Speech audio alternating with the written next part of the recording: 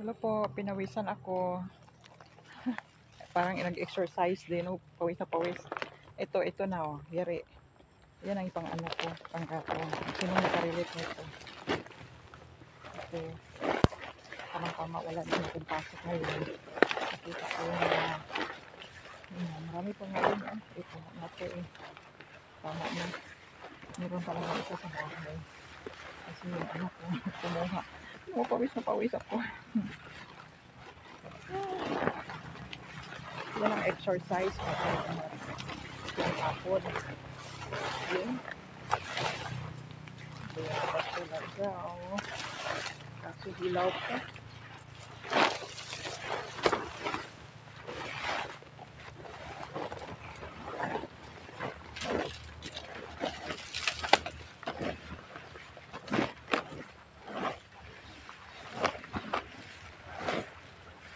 Dito man.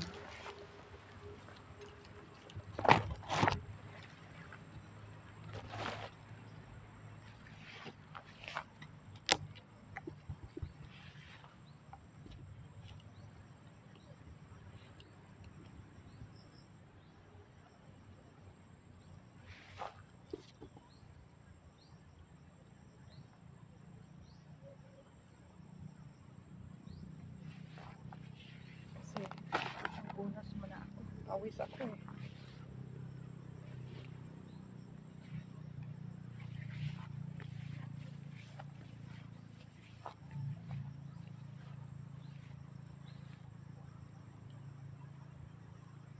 Sakit sa mata.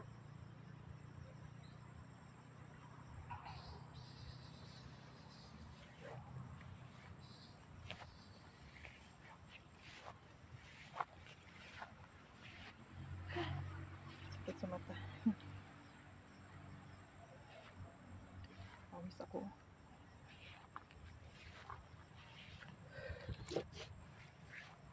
Tingnan mo. Ako doon. Kasi nung nakaraang Pasko, yung kilala mo yung yung sa Japo. Sa Japo sa ano eh. Sa Bisaya. Hindi ko alam kung ano sa Tagalog nito. Eh, may ka, ano, spider. Kasi, ano, ito oh, yung ganito na kahoy. Ito ang kinuha ko noong nakaraang Pasko. Kumuha ko ng 6 yata na piraso. Ganito. Tatanggalin itong balat. Ito balat nito. Kukunin ito mga dahon-dahon. Tapos sa loob ito puti. Kaya, yan ang ginawa ko.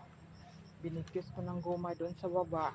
Marami na yan sila. Tapos pinaglagyan ko ng mga decoration na ganon.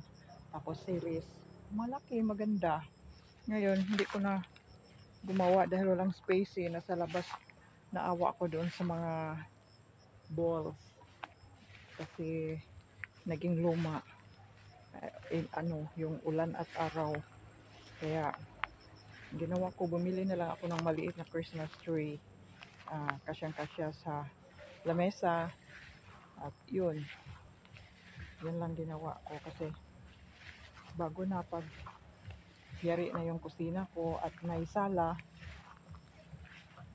doon ako makaplastar. Pati gamit ko wala, hindi ko maplastar kasi masikip, kasi bigay lang kasi ng gobyerno yun. Buti nga nabigyan ako kasi sirang-sira talaga yung bahay ko nung lindol, tapos malakas na bagyo.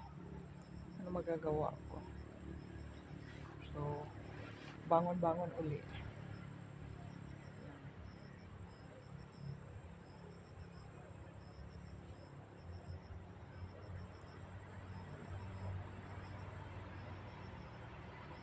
Dahan-dahan na lang akong babangon kasi ako lang mag-isa, nanay at tatay sa mga anak ko. Mahirap ang single mom, kaya kinaya ko lang. Kasi pag hindi ko kakayanin, walang mangyari sa buhay. Kaya ito na. Tapos hindi na ako bumalik sa ibang bansa, walang kasama yung mga bata. At dito na lang ako. Dahil sa COVID nakauwi ako, nagbakasyon, hindi na nakabalik. Sayang nga yung ticket ko pero okay lang din kasi nga ano, baka sana siguro dito siguro yung swerte ko na ano ng Panginoon na babangon ako dito, hindi na sa malayo kasi walang mapag-iwanan sa mga anak ko. Mama ko matanda na, kaya unti-unti na lang akong babangon. At saka sana itong ginagawa kong ano makakatulong sa akin din kasi gusto ko bibili ng maraming alaga para hindi na ako makapagtrabaho sa ah, hotel kasi gusto ko focus ko dito ba para marami yung alaga ko. Tsaka dito lang ako sa bahay at kasama ko pa yung mga bata, 'di ba? So, yan lang. Ganun na lang ang gagawin ko. Tapos, yan oh, yan. Yan ang nakuha ko. Mm. Masarap ang hangin dito, masarap ang ano, walang gulo, tahimik. Sa likod ng bahay ko, ang marinig ng boses ng mga dumadaan doon sa kalsada. Malayo din, pero marinig kasi na, lalo na yung sasakyan malakas. Um, Malakas ang ano. So, ito na lang ang ginagawa ko araw-araw. Gusto ko naman dito tahimik din eh. Saka sarili ko rin.